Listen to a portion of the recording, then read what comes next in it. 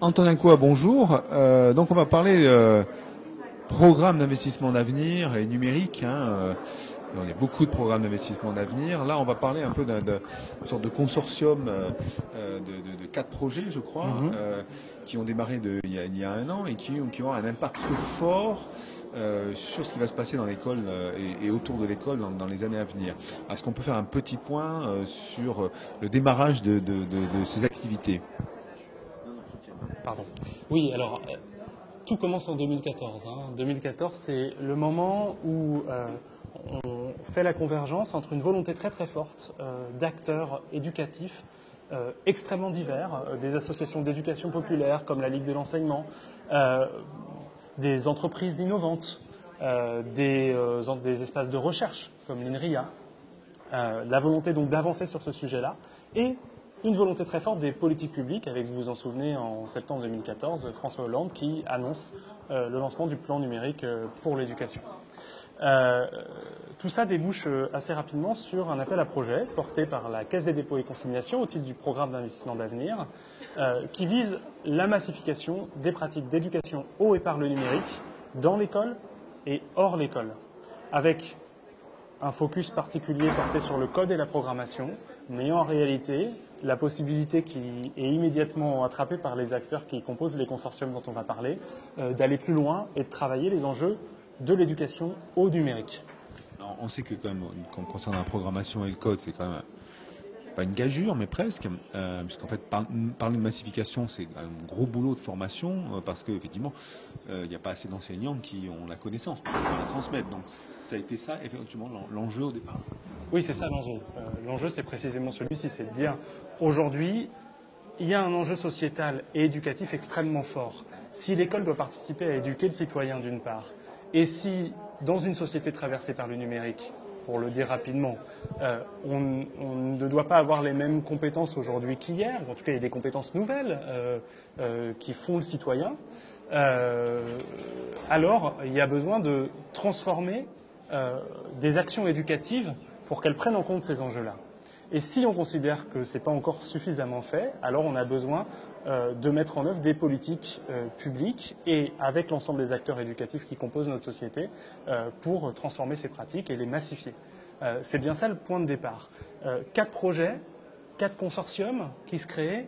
Le projet ClassCode, qui est porté par l'INRIA et qui est un MOOC, formation à distance, à destination des enseignants et des acteurs de l'éducation pour découvrir l'ensemble des enjeux de la pensée informatique et de la programmation. Le projet Code des codes, Tralalaire, Bibliothèque sans frontières, qui vise à la fois à proposer des nouvelles applications clés en main pour les acteurs éducatifs et de proposer quelques formations sur le terrain pour qu'ils puissent les utiliser. Le projet Caprio, qui s'angle vraiment sur les quartiers prioritaires avec en arrière-fond l'idée de l'insertion professionnelle des enfants et des jeunes, et le projet Déclic numérique, porté par la Ligue de l'enseignement et 7 autres partenaires, acteurs de l'éducation, Réseau Canopé, le CRI pour les acteurs de la recherche, et qui vise la massification des pratiques d'éducation au et par le numérique à travers 3 leviers majeurs. La production de parcours éducatifs clés en main. L'idée, c'est de dire simplement, en réalité, s'il n'y a pas suffisamment de pratiques, c'est un enjeu d'abord culturel. Concrètement, si je vous dis, alors on va se placer dans l'animation périscolaire, mais ça peut être extensible à d'autres. Si je vous dis, demain vous faites un atelier origami, vous n'avez pas forcément peur. Vous vous dites, bon, je ne sais pas faire de l'origami aujourd'hui, mais je vais regarder un petit didacticiel et demain, je vais m'en sortir, je vais faire des grenouilles avec les enfants, je n'ai pas besoin d'être un pro de l'origami pour faire un atelier origami. Si je vous dis demain, vous me faites un petit atelier code avec les enfants, alors, peut-être pas vous, mais mettons-nous dans la peau d'un animateur qui ne connaît pas ces enjeux, vous risquez de partir en courant, alors qu'en réalité, on prétend qu'il n'y a pas de problématique technique plus forte à faire un atelier code qu'un atelier origami. Les parcours éducatifs sont là pour décrisper ça. Ils sont accessibles à tous et toutes sans condition de compétences préalables. Ils sont gratuits et en Creative Commons.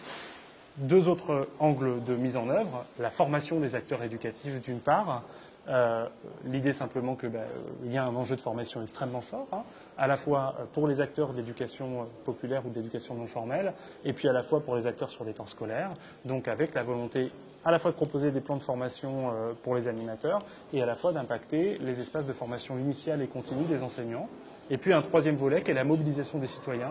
C'est un truc qui nous tient à cœur. Nous, à la Ligue de l'enseignement, on mobilise tous les ans des dizaines de milliers de bénévoles sur des enjeux éducatifs, à peu près 5000 volontaires en service civique chaque année.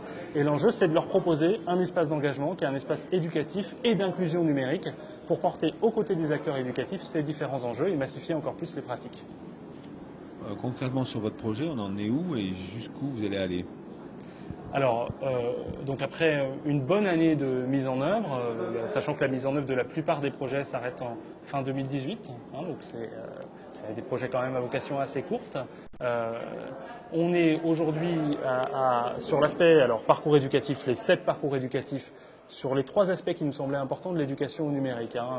Programmation, avec programmation et jeux vidéo, un parcours sur la robotique, un parcours sur le Raspberry Pi, qui nous semble être un outil assez intéressant pour des enseignants ou des animateurs, 2 parcours sur l'éducation aux médias, blog, web radio, et 2 parcours sur l'éducation à l'image, photo, vidéo numérique, concrètement la réappropriation de savoir historique de nos espaces d'éducation populaire, mais impacté très fortement par le numérique, à la fois dans la partie création de contenu et diffusion de ces contenus. Donc ceux-là, ils sont créés. Sur la partie formation, on a déjà formé plus de 200 formateurs sur l'ensemble du territoire métropolitain et d'outre-mer, puisqu'on a aussi des formateurs, par exemple, à La Réunion ou même en Nouvelle-Calédonie. Et on a déjà formé 2000 acteurs éducatifs. À peu près 400 enseignants, on a lancé la question des enseignants à la rentrée, là, et le reste sont des animateurs des temps périscolaires notamment. Et puis sur le volet mobilisation, on a mobilisé à peu près 500 volontaires en service civique. C'est plus difficile à mesurer sur la partie bénévole, disons à peu près 1 millier de bénévoles depuis le lancement de notre projet. L'enjeu, c'est d'avoir formé 6000 acteurs éducatifs à l'horizon 2018 et d'avoir mobilisé 600 volontaires. Alors on va peut-être du coup être un peu plus ambitieux. On va dire 1 millier de volontaires en service civique à l'horizon 2018.